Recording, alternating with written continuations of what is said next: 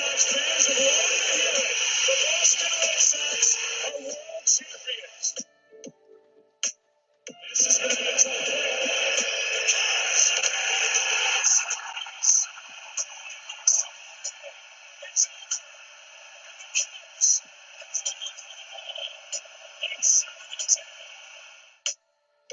Woo! Welcome to the best damn sports podcast on the planet. This is Triple Shot Sports. I'm your host, Brandon Combs. Guys, look, we've got a ton of stuff coming at you. The NFL got my Bears last night. The absolute worst dog shit play call I've ever seen in my entire life happened last night. Supposedly, we have an offensive genius as our head coach, and I don't know. Last night he looked like Rain Man, is what he looked like. He was absolutely atrocious. But that being said, they're still 5-2. So bring in Hoffy here. Hoffy, you watched that game at all last night, man? Just because you have an offensive coordinator doesn't mean he knows how to manage a game clock. He did, learn from Andy Reid, so that's what you get. But your Bears finally get in the top 10, and now they're out of the power rankings on Twist Benz. What are you going to do now? Not just the clock management, because he's been awful at clock management ever since he's been the Bears coach. But the play calling, like that's your specialty. Yeah, the huddling when you're down. You have no offense. Offense is your specialty. Like, I don't understand some of the play calls. When you have a guy like Cordero Patterson coming around and you see him running in the backfield, you know that you're running a reverse to Cordero Patterson. So why are you running that play on 4th and 1 when the entire stadium knows that it's coming? Like, I don't get it. I don't understand, man. They're a defensive team. That's how they roll. I don't know. But as you mentioned, they are out of the top 10, probably, from our boy Benzy. Forever. Benzy! Yeah. Hey, it's all right, Combs. Benzy. The team lost. Your team lost. It's unfortunate. It's painful. But let's be honest. You knew better. You knew better. So let me ask you a question then, Benz. Yeah. How many wins do the Bears have right now? 5. How many do the Vikings have right now? Oh, I wish they had none. They have 1, right? I know. Hey, God. how many wins do the Pats have? I don't know. I'm paying attention. But you're missing the point here, Combs. So Benzy, if I had your team and Hoffy's team together, they don't equal the Bears' wins, right? But see, what you're not remembering is that I don't want my team to win this year at this point. Yeah, no, hey, look, but by now, absolutely not.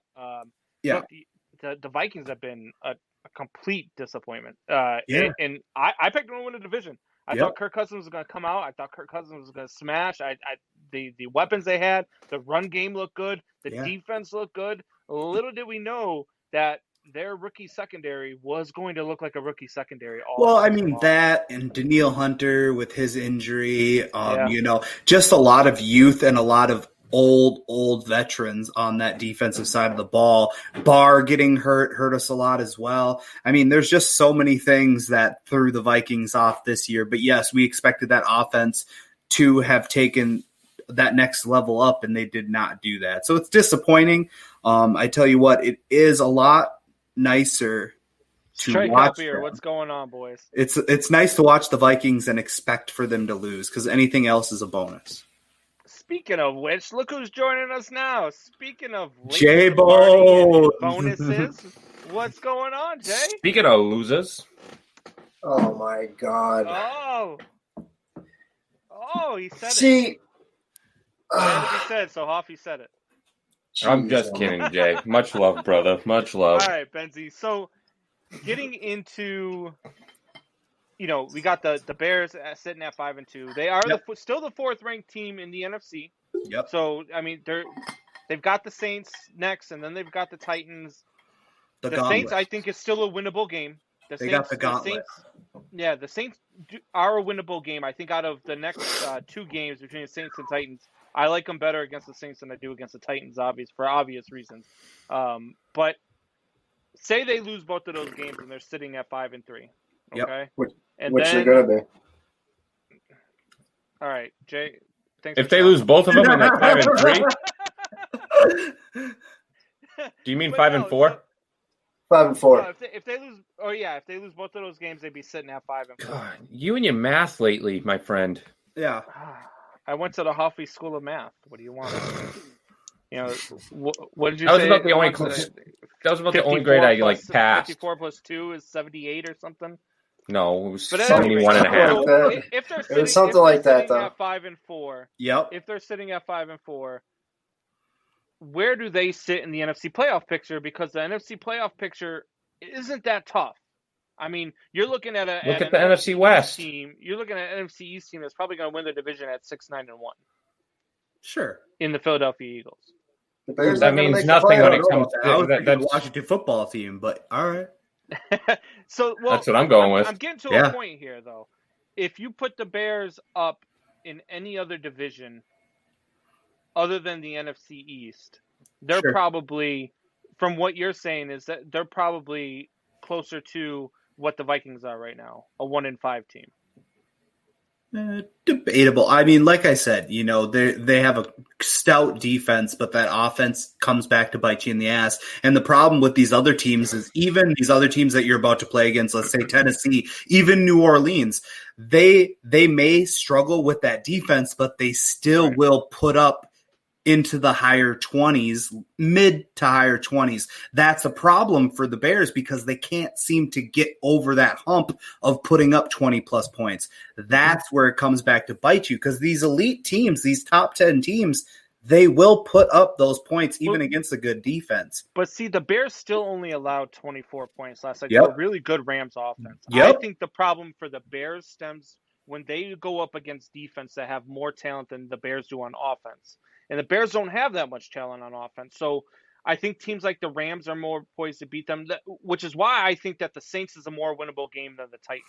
I think that the Saints defense doesn't pose as many issues as a Rams or a Titans or, the Green Bay Packers per se. I don't know, though. I mean, you've got that tight end game with Jared Cook, but not only that, you got to expect that Michael Thomas may come back if he decides he wants to come back. Really, that's kind of but then you've got that beast of Alvin Kamara who does so many different things. But the Bears shut down the run so well, though. Yeah, but I don't feel they've played a dynamic running back like Alvin. Because Alvin, you can set him out in the slot. You can put him wherever you want. He's not necessarily that ground and pound running back, which the Bears feed on. So that's dangerous to me, and that's kind of why you'll see I still have the Saints where I have the Saints, and I think it will be a great matchup and it will be a great game, but the whole offense and the play calling of the Bears is their kryptonite this year. So right.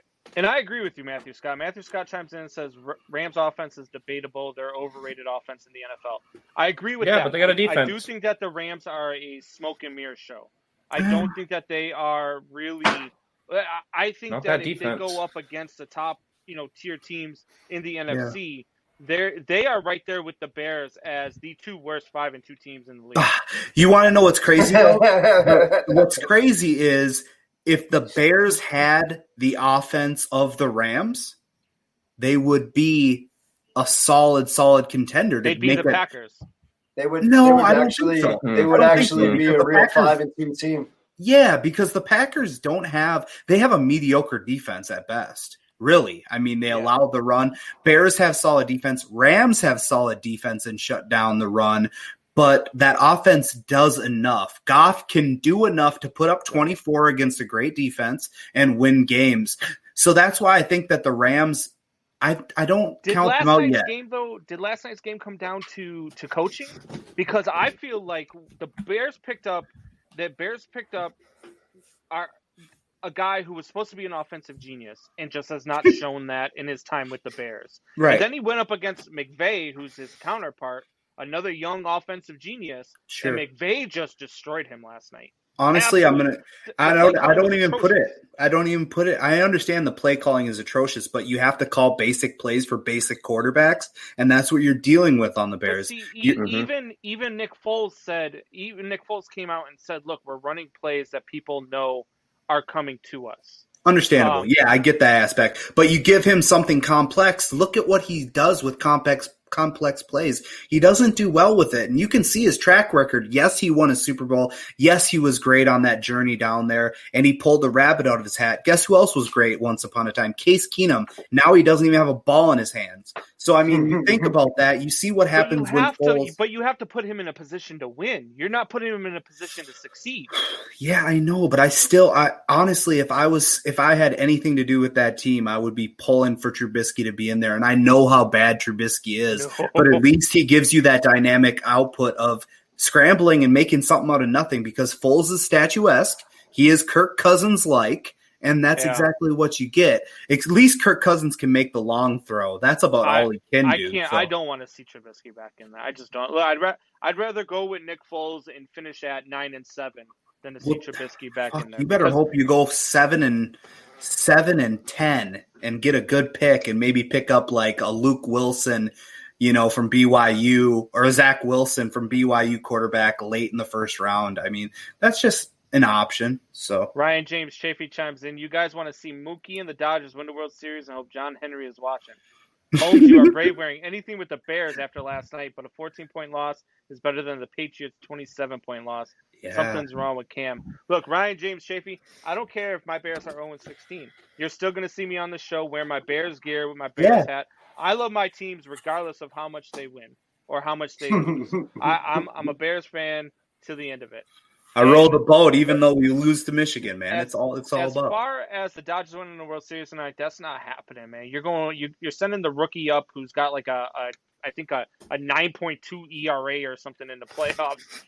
He's been atrocious. That's why you bet the over tonight, boys. Yeah, got the grease on the over already. I hope it's a freaking. Rosarena already hit a home run. It's 1-0 Tampa Bay in the top of the first. They got a runner on first, and he gave up. I think like ballpark. I need 4 runs in the first 5, and then I need 8 in the game combined. You called it in the last one. I remember last Tuesday you said. Yeah, every game I've hit the over on, except speaking of sports betting, let's talk about a little bit of that real quick before we dive in. So I hit on the Steelers this weekend. I hit on the Chiefs to be winning by more than a half a point in the first quarter. Greasy. That's a greasy bet, bro. What the hell was the number on that? Like it was 10,000? No. Actually, they were plus 0.5. So that was the spread. Really? And I bet it was basically bet 20, win 20. So I cleaned up on that. Then they covered the spread as well. It's just interesting. But I also had it on the Cleveland game, and we all know how that ended up. The spread was 3.5.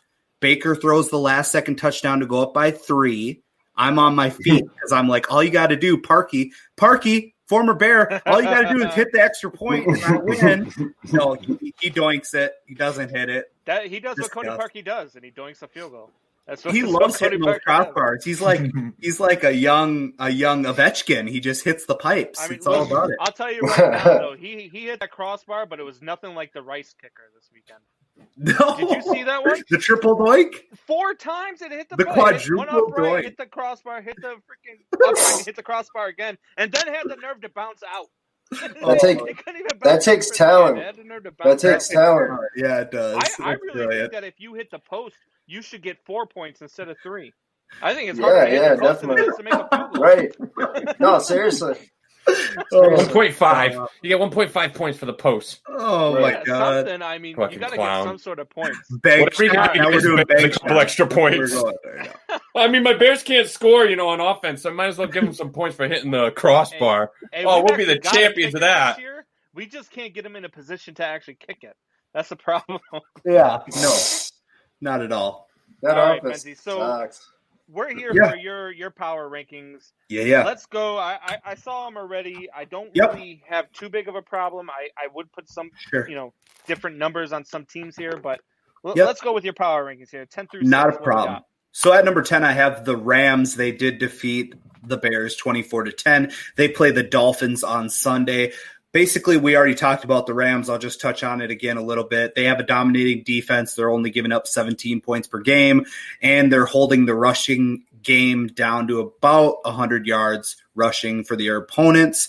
The big thing last night, you can tell that they are great in the red zone because they kept the Bears to 0-2 in the red zone, and they also kept the Bears to 1-4 on fourth down. So when the time counts, that defense remains stout. Their offense is doing just enough to get by, 25 points per game. They are surprisingly rushing the ball pretty well. They're averaging 138 rushing yards per game with Darrell Henderson and Malcolm Brown, which is interesting in itself because you would not expect that out of those two guys. Not saying they're not great, but to be that consistent and to be averaging that is pretty good. So that's why I have them at number 10.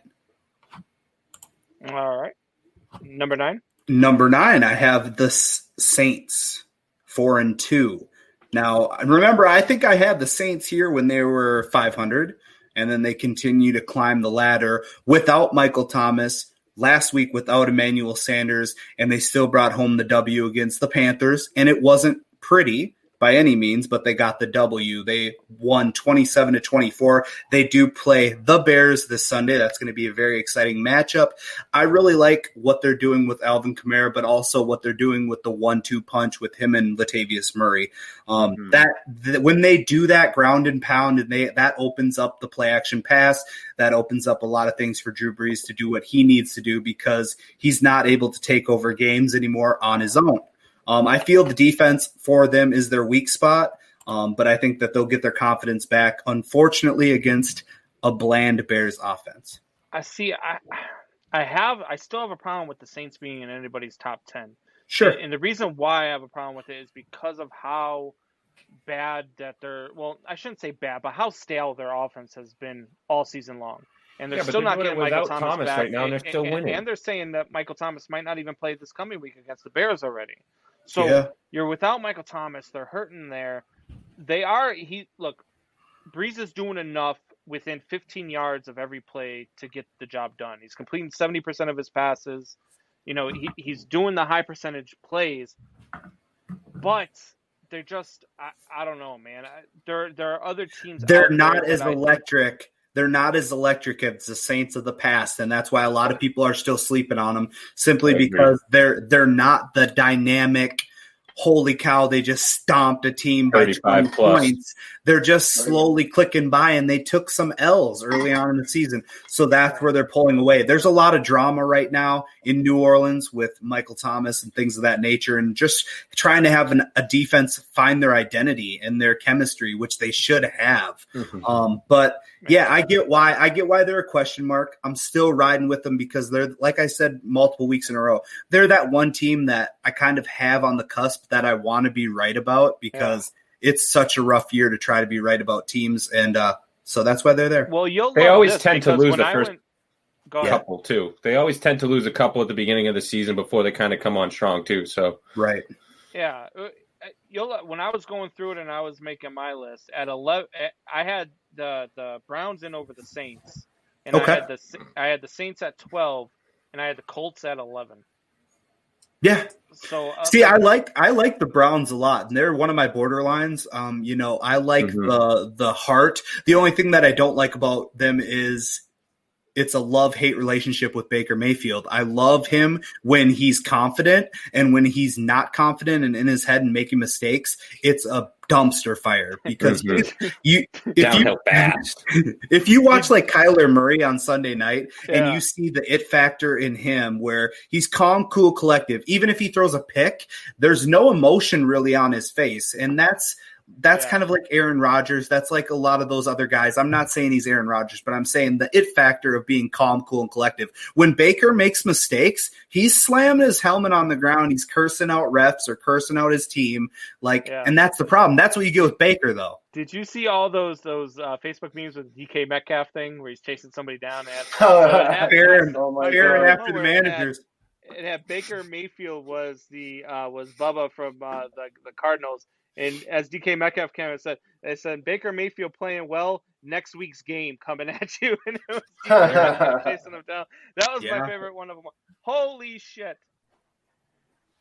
Mike Reeves, buddy, what is going on? There he is, Reeves. You really bring your date to the show? Fucking suck. I was joking. Talking about bringing your date to the show. Date's over. I'm driving, and the Bears still suck. Your date's already over? He picked her up. He dropped her off. I picked her up and dropped her off. You pulled Good into for the you. driveway, and she was a porker, wasn't she? No, it went good, but I'm not used to these first dates where you don't know each other and you just kind of get to know each other. I'm used to the looser women where I just get right down to business. Hey, Reeves, those are called hookers. Those are called Yeah. hookers, buddy. So The one that you went out with tonight might be a keeper, bud. Yeah, educated women and like actual like conversation, and it was good. I'm just not used to it. Oh my Well, God. good for you, buddy. Hey, look, we've been talking the entire time. You know, we talked about the Bears, and I agree. Right now, especially after last night, man. I mean, the play calling was atrocious. If they don't figure that out, it's going to be tough. I do feel like the Saints is a more winnable game of the next couple of weeks that they have, but it's one of those things. So we're going through Benzie's top 10 right now, and he has the Saints at 9, and I don't know why he's so in love with the Saints. Do you have the Saints in your top 10, Reeves? No, fuck no. I gave you my top 10 earlier, and I watched Buck's show earlier with Matt, and I called him out that he's got his Saints undies on right now where Drew Brees' lips are right by the dick. He's got some infatuation with the Saints. I think it's one of those things where he's just holding on so closely because he fucked up so many weeks ago that he's just got to do it now. He's just got to keep rolling with it. Yeah, it's like when you're playing poker and you're fucking bluffing, but you got all those chips out there and you're just chasing that river card, bro. I'm just chasing the river, trying to river split out. With 5 people ahead of you, and you still bluffed, expecting everybody to fold. Yeah, and I'm still riding. I'm a loser. I'm going all in. At this point, he's just too invested, so he has to just keep it going. Exactly. I'm pot invested, man. I got to roll with it. Reeves, you should probably focus on the road here. Lord knows you don't need your insurance to go up. We need to keep it steady. We'll let you get back I just wanted to chime in, tell you all the fuck up. Hey, fuck you! I'm on my phone! Adios, fellas. Our ratings going down and down and down. Oh, no. They always goes up with Reeves. Hollywood Reeves. Hollywood Reeves, man. Oh, my God. Where were we, boys? All right, I think we were at number 8. Number 8, right? So at number 8, I have the Cardinals, 5-2. They beat the Seahawks in star-studded fashion. I like it.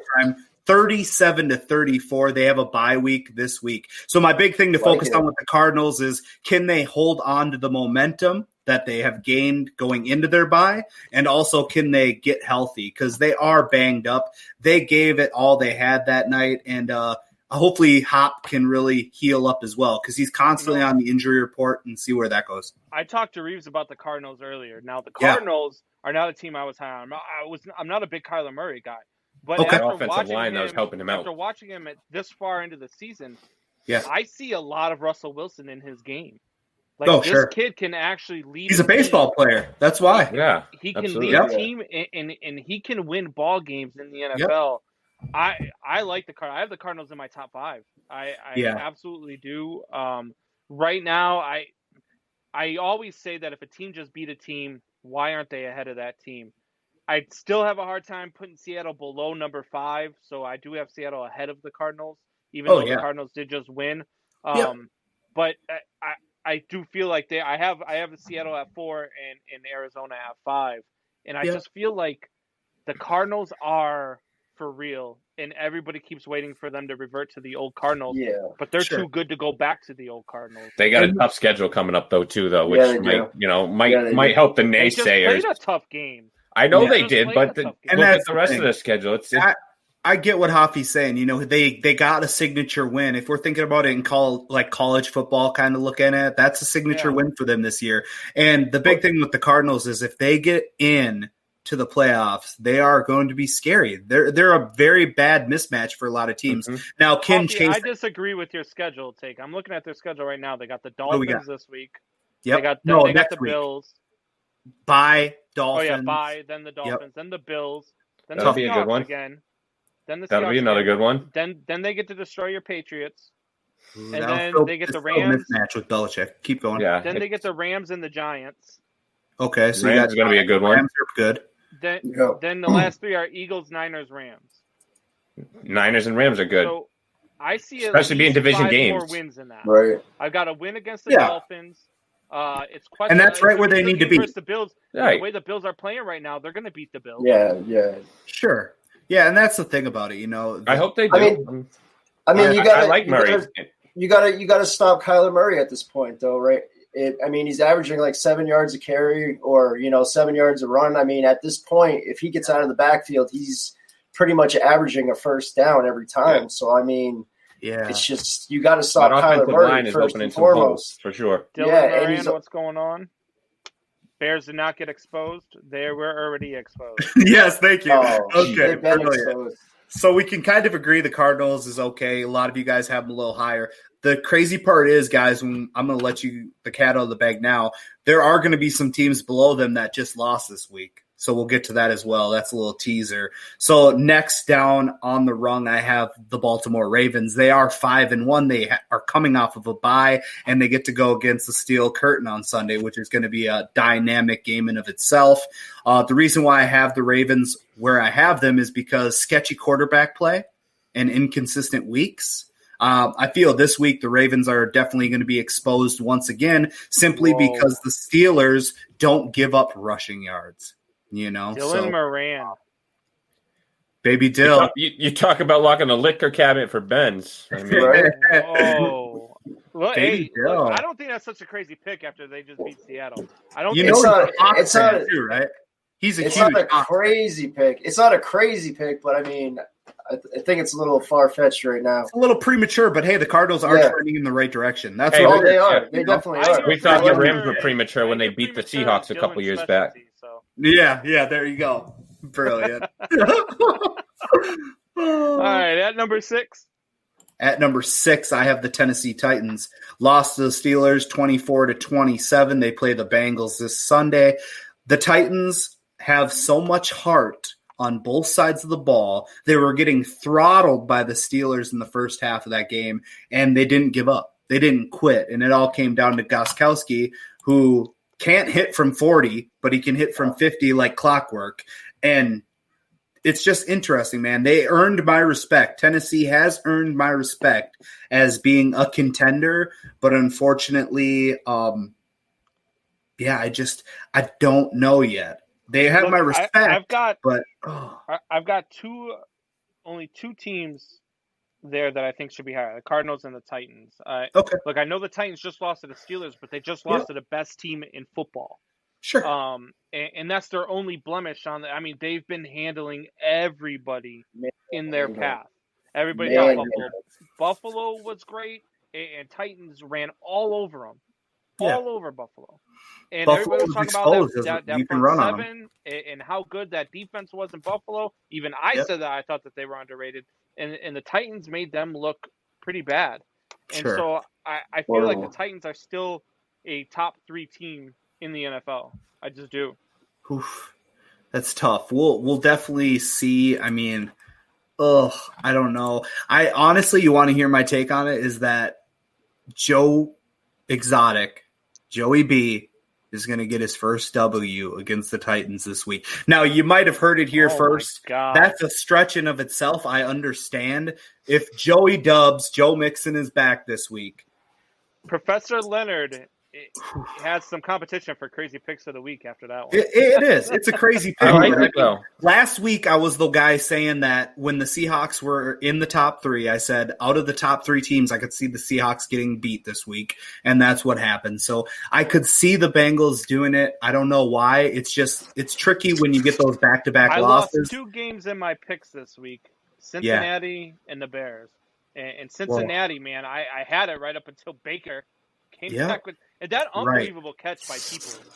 Like, I don't even know who the hell he is. I don't even know Peoples his first name. Jones out of Michigan, man. Dude's a big target. beast. That's for damn sure. Yeah. Oh my So, God. Yeah, that's All right. interesting. All right. So Top now we're 5. at top 5. At number 5, I have the Chiefs. 6-1. Beat the Broncos 43-16 in the snow, and they play the Jets this week. Now, people are like, how can you have the Chiefs at number 5 when they have as electric of an offense as they do? There's not as much consistency as I've been seeing last year. That's the big thing with me, especially on the offensive side of the ball. I don't see as much chemistry. Now, when you come off of a game where you can run Clyde Edwards-Helaire as many times as they did, a record amount of times that Andy Reid ran the ball, and then all of a sudden you kind of stray away from it. Now, I understand it was in the snow. I understand there was crappy weather, and I understand they just won by enough. They still did it in Chiefs fashion, but I'm not seeing enough as these other 4 teams that are ahead of them.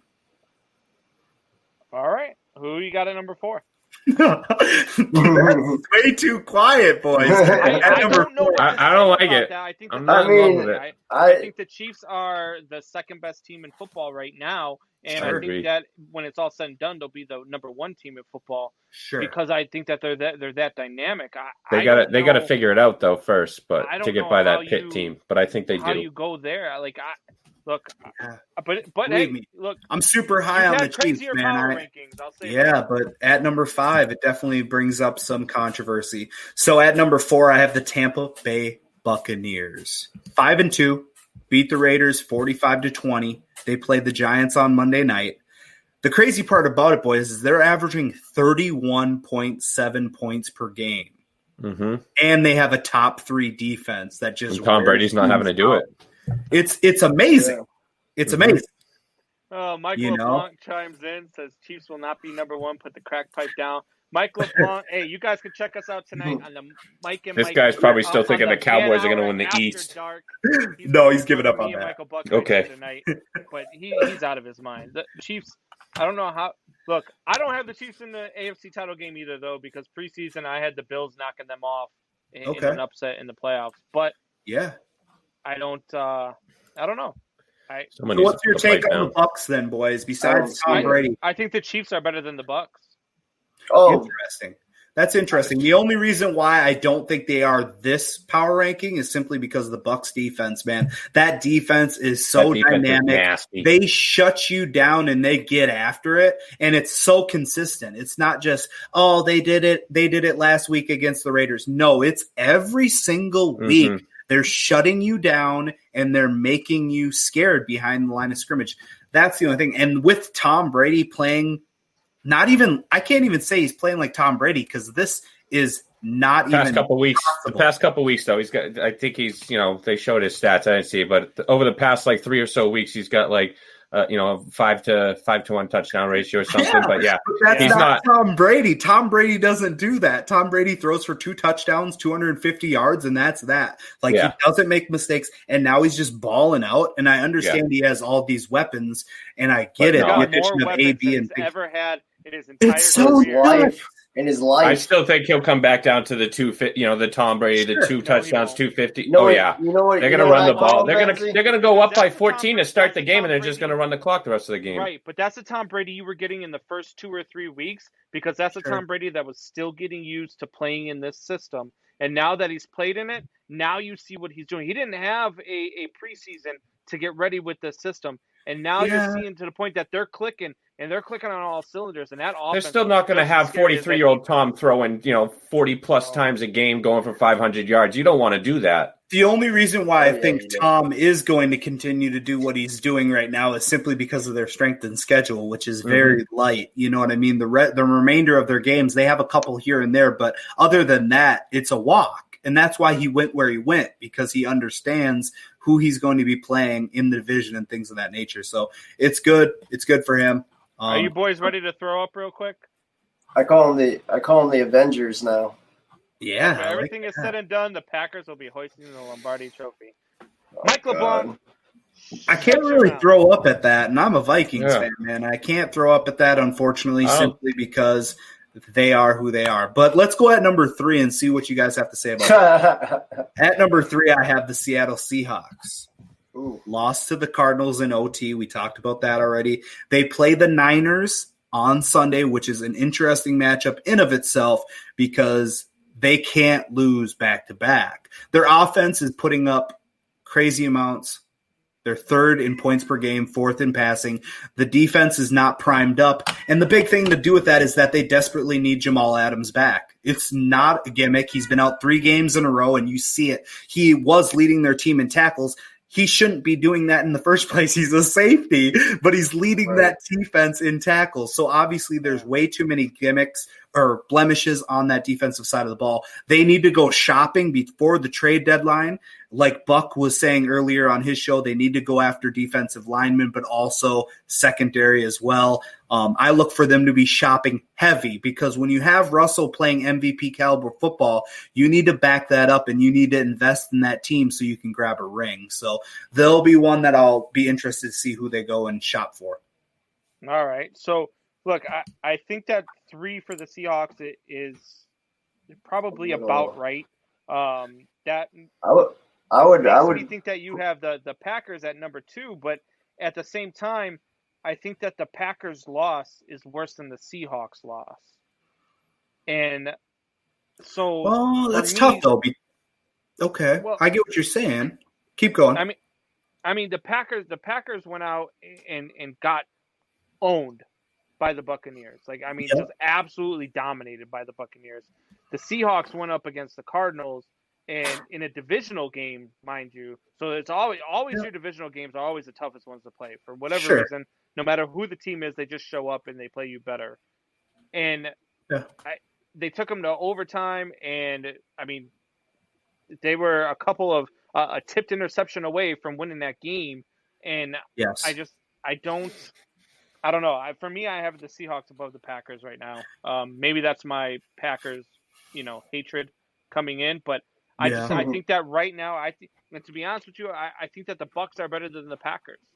That Packers loss was more of Aaron Rodgers just having a bad game, though. I mean, obviously that Tampa defense won him the game. The Bucs defense that we were just raving about is that right? No, and I agree, but I don't think Aaron Rodgers is going to have many more games like that. And even if he runs into Tampa Bay again, I don't think he has a game like that. I think it's a lot more competitive than it was the first time.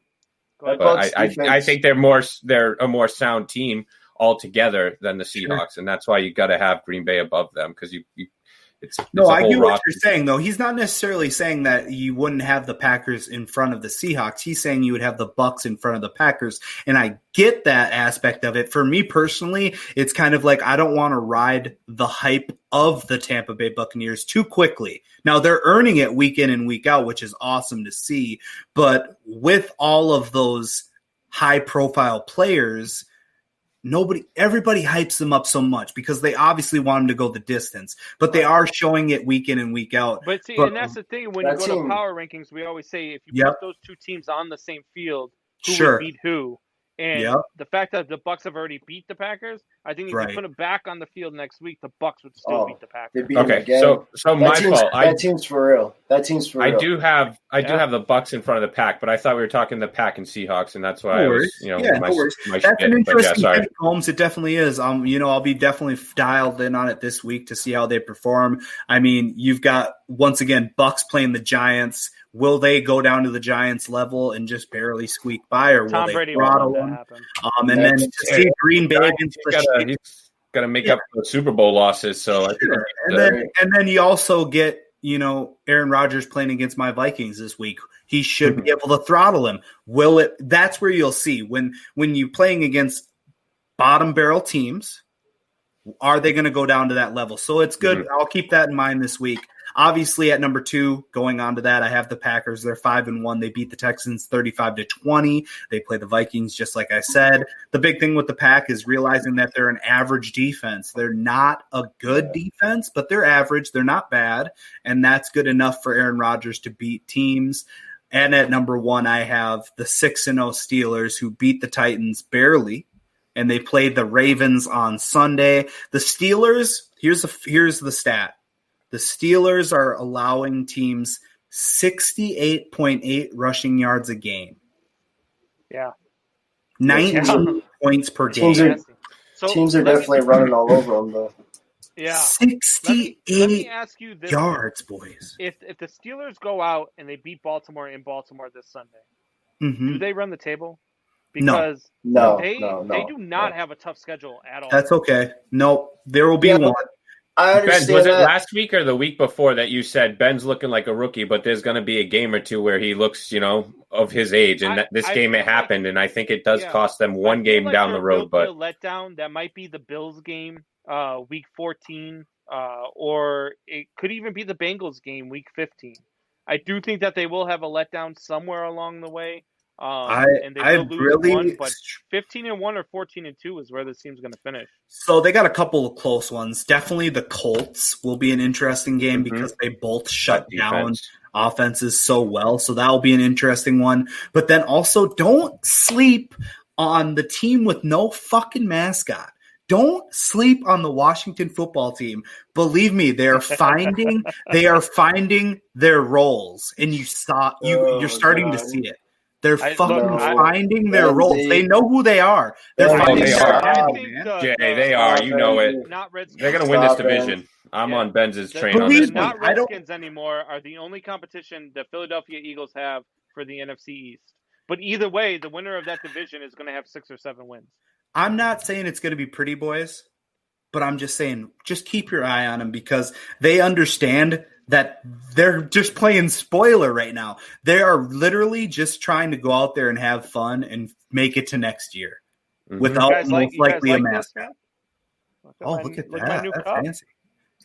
We get one of those. Fancy. All this devoted time and we don't get shit. Can't get a fucking cup.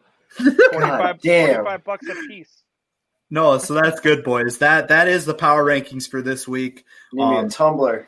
We'll see what happens. Hey man, I like it. I mean, again, your list this way. This is the first one you put out, and I didn't look at it and be like, what the fuck is this guy thinking? You know what I mean? It's the first time you messaged me in like 3 weeks. Go, what the hell? It's because your Bears lost, so you didn't have a fret about them not being in. If the Bears would have won last night and you still would have knocked them out the top 10, I would have tackled you today. Like I would have drove to Minnesota. I would have called out of work and drove to Minnesota today. So now the running total between us, I'm up to $40, Combs. $40, yeah. So they play the Saints this week, right? Yeah. You don't have to. No, I'm gonna cash out. You cashing out? All right, I don't blame you there. I'm cashing out. No. All right. Walking away from the table.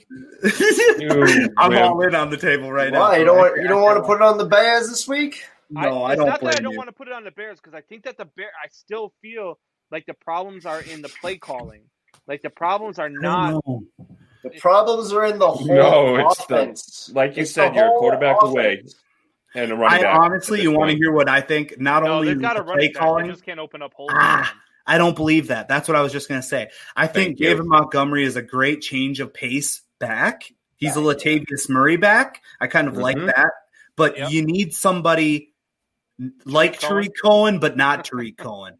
Yeah. You know what I mean? Like somebody like him, but not him. And I think that's the big thing. If the Bears could go out and make a move and make a trade right now, sure. Would you go to the Jets and be like, hey, look, you guys are going for the number 1 pick.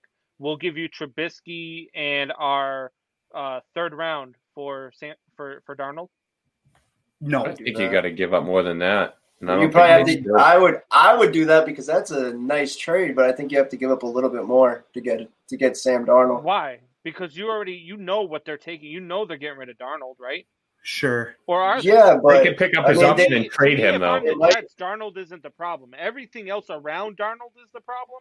The coaching staff, the offensive line, the lack of running backs. Look who's coaching him, Gase.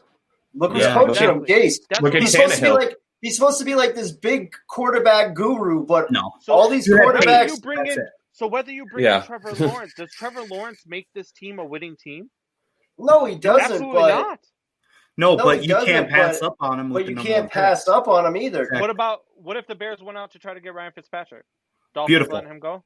Beautiful. I doubt it. Well, what does that honestly do for you, though? What does it do for you, though? It gives you a gunslinger. You don't climb the ladder. It gives you a guy who can make things happen. It gives you a guy who can change the line of scrimmage, and you don't have that in Nick Foles. How much better is the guy that's going to change the game at the line of scrimmage than Foles? How much better is he than Foles? I would really? say he's quite a bit A lot better. better. I understand what you're trying to say, Jay, but I would say that Fitzmagic is quite a bit better simply because he's a gunslinger. Foles is not a gunslinger. And he's Foles smart. is the guy that Foles is like Kirk Cousins. And that's also Fitzmagic's downfall, though, that he is a gunslinger. That's what bothers me so much is Foles can throw the ball downfield.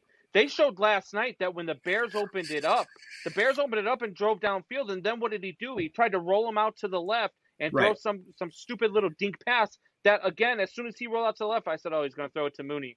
And sure enough, both of the defenders were closing in on him and got a tip interception. Yep. You've got to have better play calling. You've got to play call to the talent that's around you, not to the talent that you wish you had. Piggybacking off that, Jay, is that yes, that is Fitzmagic's downfall, but Fitzmagic has never played with the defense as good as the Bears defense. So even if he makes 2 mistakes a game, they're still going to keep you in it enough. Their big thing is they need to score about 7 to 10 more points per game, and they're dangerous. You know what I'm saying? I think he's an upgrade for sure, but I just don't think he's that much of an upgrade that you really want to go out. He's a 1-year rental. Yeah, like anything good. Yeah. Yep, if I could go out and give up like a 5th round pick or something like that for Fitzmagic, okay. I know, then I take him.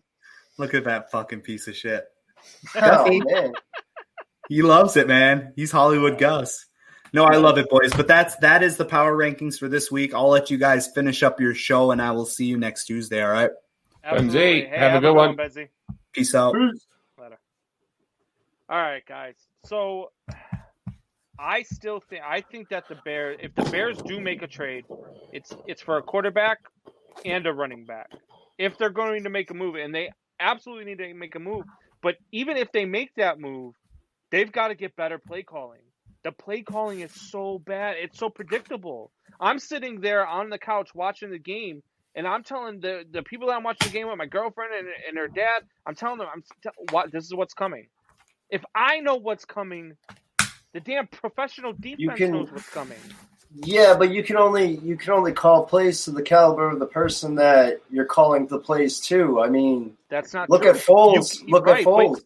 But he wasn't calling the plays for Foles. You don't roll Foles out. You let Foles sit in the pocket. He's rolling Foles out so much. Mobile. That's Trubisky. That's not Foles. That's a Trubisky game plan. You can't do that with Foles. Foles can't throw on the run. Foles is not a mobile quarterback. Foles is a pocket presence. And once you open up and you start throwing the ball deep, you've got 3 good deep threats in your wide receiver core, but you're not opening it up for him. Foles can actually throw on the run. He just can't go to his opposite side and throw on the run. You know what I'm saying? He can go to his right and throw on the run all day, but when, like you just said, you just rolled him out to the left, you know? And that's what they were doing the entire game. A lot of quarterbacks. Same thing with the Bears. I mean, they couldn't stop freaking Goff, and that's all Goff was doing was rolling out to the left. Every damn play he was rolling out to the left and firing downfield. And then they had that wide receiver, I don't even know his damn name, number 11. He was just hitting the defense up. Like, it just slant route. I felt like I was watching Brady to Edelman because it was just slant route after slant route after slant route. And I'm like, why can't we stop a fucking slant route? I don't understand. It's the simplest damn route, and you couldn't stop it. Mike Manauer, I'll run you to the left. I bet you would, you son of a mother. Anyway. Look how mad he gets. Come on. All right, so we told you that this Bears team wasn't that good. You got all hype and all happy, you know all that. They're not that good. He said he was fine this morning. Remember, Jay? Oh, I'm fine. We're still in 4th place. Gets on the show. He's like, oh, fucking Bears. No. And that's the thing. Like, I'm a Bears fan, so of course I'm going to love my team. I'm going to support my team. And at 5-1, they were playing good ball. At 5-2, they're still playing good ball, but they've got some stuff that they need to figure out. What did we say? They were the worst 5-1 team we've seen in a long time, and that was the truth. No, you guys said the worst 5-1 team in the history of the NFL. Well, that wasn't me. I agree with it. You guys you're wrong though, because that defense is absolutely phenomenal. No, some of those Colts worst offense on a 5-1 team ever or 5-2 team ever, but they're not. You remember the damn was it the Ravens, right? The Ravens had Some one of of the those- worst offenses you could imagine. And Some of those Colts with the amount of teams. good- Don't Remember? you dare bring up Trent Dilfer. Right? Jesus. Trent D. LeBlanc is talking trash. Like, look, that's all LeBlanc knows how to do is talk trash, Buckheister. That's all he does. He would know. Buckheister's full of trash, too. Oh, wow. See? Oh, my God. Anyway, so before we get out of here, look, we've got the World Series coming up. Game 6 is going on right now. They've already taken the rookie out for the Dodgers. Snell's looking good Jeez. so far. They're up. I one can't nothing. believe they They should What have inning is started it? him. What inning is They it? are in the third inning, I Third? believe. It's in the Really? commercial break right now. but Already? yeah. And it's only a 1-0 game. But the Rays are threatening again. I think the Rays pulled this out. I think they win tonight, and then I think that they win game. If the Dodgers are going to win the World Series, they have to win it tonight. I disagree. The kid that started tonight had 8 starts during the regular season, 46-plus innings, and gave up 12 earned runs. He's pitched 7-plus innings this postseason and given up, 8 runs and 7 walks, which is the same amount of walks that he gave up all season long. So I don't think they were going to win this game at all. And the Rays, the Rays needed to jump on, inning 1 through 3 and score first, which they did because they've been getting outscored 8-3.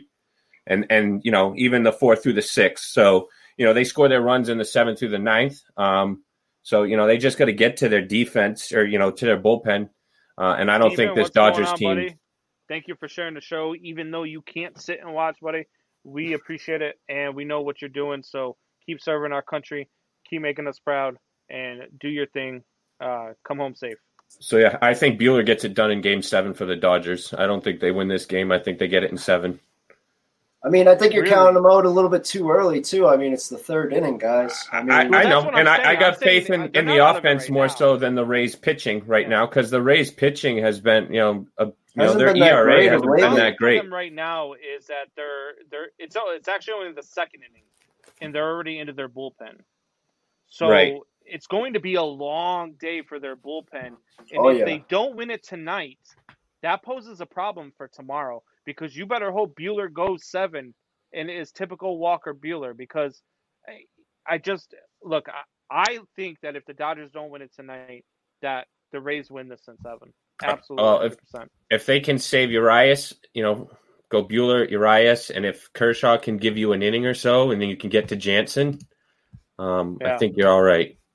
And I think that's what they're hoping on. So I think they were hoping tonight that the bats came alive. And hey, like Jay said, still early. They're probably going to get at least 6 runs. Jansen close the game for you? I would tonight? Game 7? I wouldn't. Who do you want closing? I wouldn't let Jansen pitch in a pressure situation at all. I just wouldn't. I'd bring in. I'd either try to get it over to. How many Joe innings Kelly? is Kershaw going to have? You got Kelly. You've got. Don't you dare say Joe Kelly. You're a fool. What's the redhead? You want to give it to Joe Kelly? I'd give it to Joe Kelly. I love Joe Kelly. I do too, but not in crunch time in the 9th inning. I don't know about that one. The redheaded kid. What the hell's his name? Got that big old carrot top redhead afro. I'm talking about my cousin. I can't think of his damn name. May, or is it May? Yeah, Dustin May. Oh yeah, Dustin May. Yeah, and then he's so got I'd give it to Jansen. Just not his ERA is 9. You're really going to give him the ball? I think Jansen retires. ERA is 9 runs a game. You give him the ball, right? But that's because they've given him a ball in every freaking game. I mean, and then they bring him in when the bases are loaded, and like they bringing him in some crucial 2 spots. games. He's pitched in 2 games in the World Series. That's not every game. That's 2 out of. I'm talking about all playoffs long. Not right. just the World Series. Okay. I mean, they've pitched him a lot. So I feel like Kenley Jansen. If you bring in Kenley Jansen, you give the Rays hope in a close game. I mean, like you said, you hope your Buehler goes 6 or 7, then you can go Urias 8, and maybe Kershaw comes in on that 9th inning, and he saves his face and gets that Peyton Manning ring, and everybody stops talking about him in crunch time. Or maybe vice versa. Maybe he gives up a 2-run shot to lose it, and we continue do they on. have to win for the how bad would it They be? have to win. He's pitched They have to win. He's pitched well this postseason. He's 4-1. But how fitting would it be if he comes in relief in Game 7 and gives up the lead, and the Dodgers lose the World Series.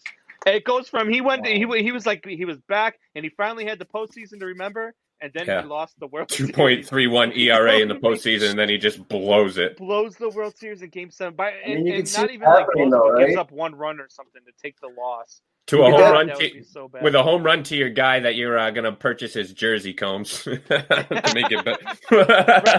Brett Phillips with the walk-off in Game 7 on Kershaw. Wow, I'm calling it here. You heard it here first. God. I mean, it's the Dodgers, though. Because the Dodgers are going to be the home team in the World Series. True, that's right. Yeah, they're the home team for 6 and 7. Run Brett Phillips would be absolutely phenomenal. And then Mookie Betts striking out to end happens, I'll buy all 3 of us a Brett Phillips jersey. I'm down. That happens, we're all getting Brett Phillips jerseys. I'm down. I don't know. That Rosarina jersey is going to be hot on the press. What's he got? 10 home runs? 10 home runs thus far this postseason? Yeah, he's an absolute stud. That was the record, right? Is he going to be one of those guys that was a flash? Like he just had a great World Series and you're never going to hear from him again? Or do you think that he's got what it takes to carry this on in the future? I think he can be a solid player. Like the Brave shortstop, a Swanson. I mean, Swanson was a number 1 pick and he should be a star, and he's not. Not what he should be at that pick. So I think you get similar. I think you're going to get some hot streaks like you're getting from him. You'll probably get those through the season. You might get one good year and then like an average year. So yeah, I think he's going to have more so stellar years than the down years. But I think he's going to be your everyday or something. Yeah, he's going to be your everyday. You keep him. I mean, their pay sucks. They don't ever pay. So I don't know if they keep him. But yeah, I think he becomes a solid player on a team, and obviously not David Ortiz, but just a beloved player to that city. Right. Like a Baez to the Cubs and such. So right. Yeah, I think I don't think he's a superstar to the MLB, but he becomes a superstar to the team he's on. All right, I can see that. All right, guys. So we are out of time for today. Jay, Diddy Combs. The Patriots still suck. Yeah, they do this year. You're right. You could talk about you weren't on yet. You were still you still haven't come on yet. But when we first got on with Hoffy and with Benzie, I asked. I said, how many wins do the Vikings have? Do you know the answer to that, Jay? What, the Vikings? Yeah, how many wins the Vikings got? 2, I think. 1. 1? Really? Yeah. Jeez. Okay. And how many wins do the Patriots have? 2. Yeah, so if you put the Vikings and the Patriots together, they still don't equal the Bears' wins. Oh my God! And one year the Bears are better. 1 year the Bears are better, and you listen to this crap. Yep. You got to listen to this crap. Yep. Because I'm out. 20 years I'm out. I'm done with this crap. Let's I'm go, out of here, bro. Tampa Bay. Just take me off the screen. Kick me out.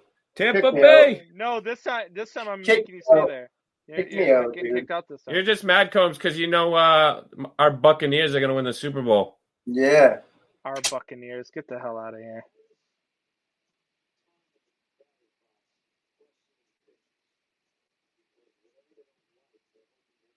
I don't know what to say, really. 3 minutes. The biggest battle of our professional lives.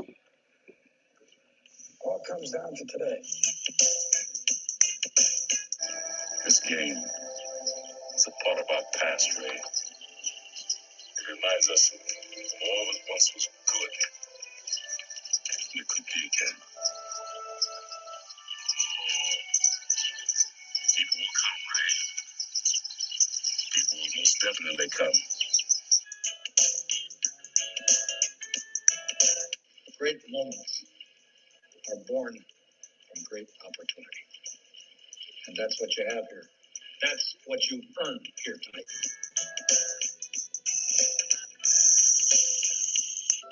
Their time is done. It's over.